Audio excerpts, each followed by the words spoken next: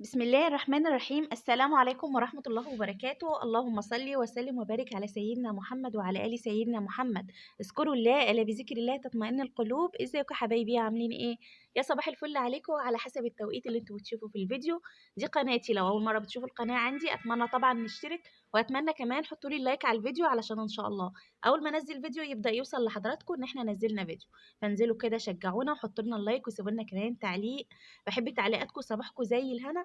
بصوا بقى فيديو النهارده كده ان شاء الله باذن الله احنا يعني هكمل معاكم دوره الكتاكيت البيضاء. يوم السبت باذن الله هشتري بقى كتاكيت بتاعه رمضان، وهنبدا بقى هننزل فيديوهات وهقول لكم بالتفصيل برضو انا هعمل ايه معاهم، وهنقفل البطاريه ازاي من اول التعقيم باذن الله. فيوم السبت هروح كده وانا بشتري الكتاكيت، وكمان كده بالمره نسال على اسعار الفراخ وصلت لايه والبط والكتاكيت. فان شاء الله هصور لكم لما اروح هناك باذن الله. زي ما انتم شايفين كده، ده كده دورة الكتاكيت في البطارية. وبرضو ان شاء الله الايام اللي جاية هقول لكم هنعمل ايه برضو في شغل البطارية. والناس اللي دايما تسألني البطارية أحسن ولا الأرض، طبعا البطارية. أنا دايما بنصحك بشغل البطارية، شغل نظافة. زي ما انتوا شايفين أنا بس بفرش في الأول بس كده شكارة، وببدأ أرش عليها شوية تبنة عشان الكتكوت بيكون لسه صغير.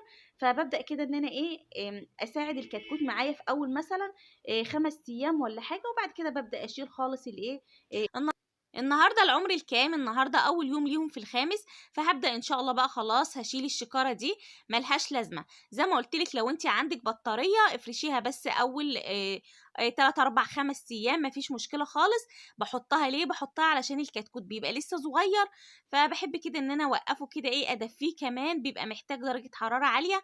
عشان على فكره كان جالي سؤال برضو حد بيقول لي هو احنا مع الوقت بنبدا ننزل درجات الحراره؟ ايوه طبعا، الكتكوت وهو صغير بيحتاج درجات حرارة معينة، وبعد كده بنبدأ ننزل درجتين درجتين لحد ما بنوصل وبنثبت على ايه، على عمر 20 بنبدأ نثبت على 26 درجة. تمام؟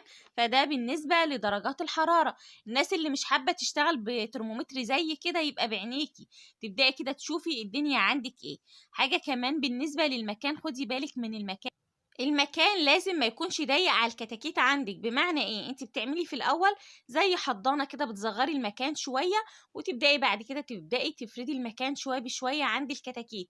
يعني ولا توسعي قوي ولا تضيقي قوي.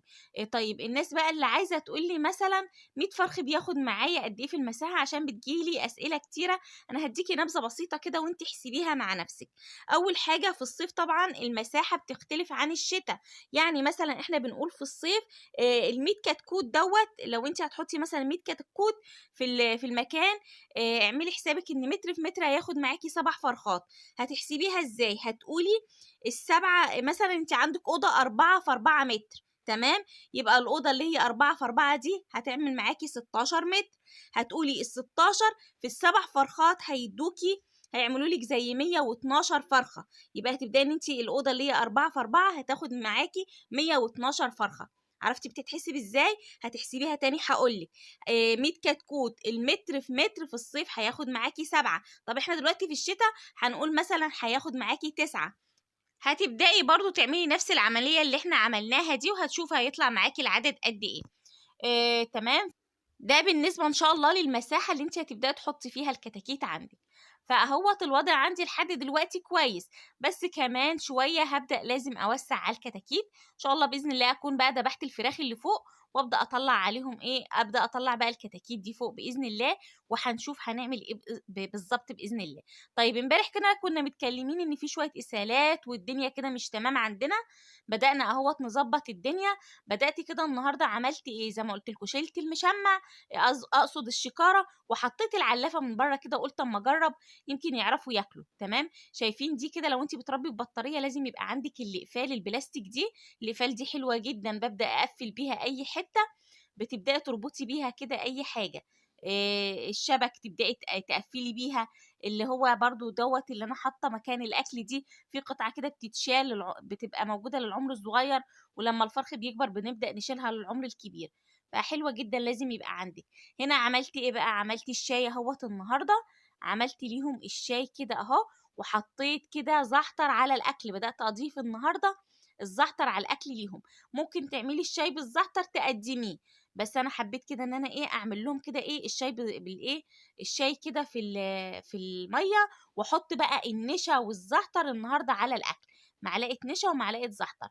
طيب انا لاحظت ايه بقى، انا لاحظت ان الكتاكيت كده اهيت هتبدا تقع من الفتحات دي، لسه كبيره عليهم، محتاجين برضو شويه علشان ابقى بصوا يعني مطمئنه على الكتكوت. شايفين ممكن يعمل حركه زي دي جناحه تتكسر فيها.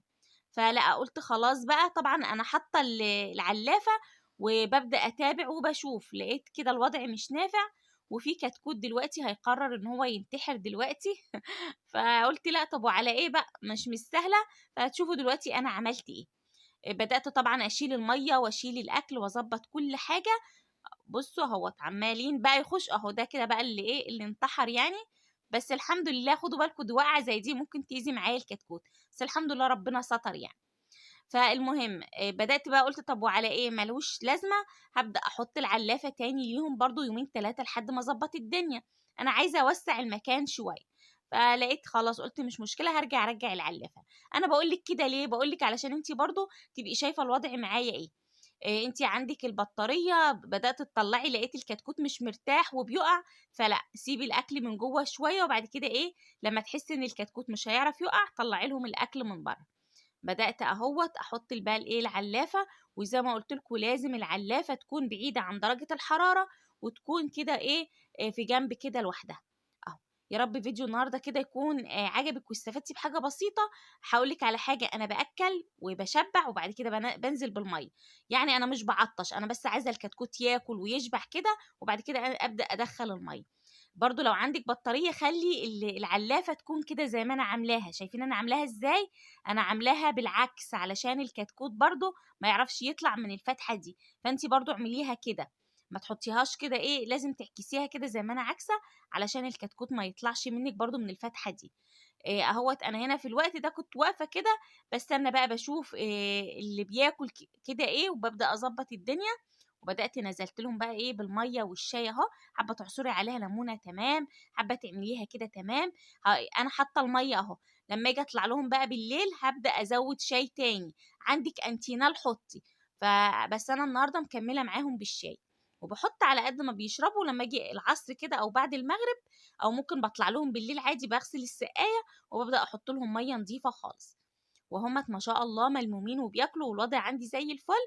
فالنهارده كده حاولنا ان احنا نعمل حاجه طبيعيه من بيتنا، مش هنشتري حاجه. ان شاء الله باذن الله الاسهالات دي هتروح ما تقلقيش.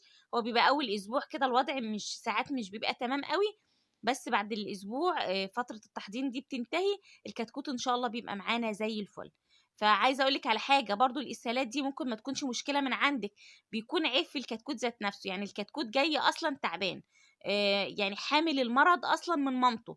فاحنا ايه احنا مظبطين الفرشه ودرجه الحراره والاكل تمام والدنيا تمام. طب ايه اللي جاب الاسهال؟ بيبقى احيانا عيب من الكتكوت ذات نفسه. فاحنا اهوت متابعين مع بعض. يا رب فيديو النهارده يكون عجبك، مش هطول عليكي ولا حاجه، بس حبيت ان انا اقول لك يعني خلاصه الكلام النهارده في العمر الخامس. اشوفكم ان شاء الله في العمر السادس بكره، لو عشنا يعني وكنا من اهل الدنيا. اشوفكم بكره على خير، مع السلامه.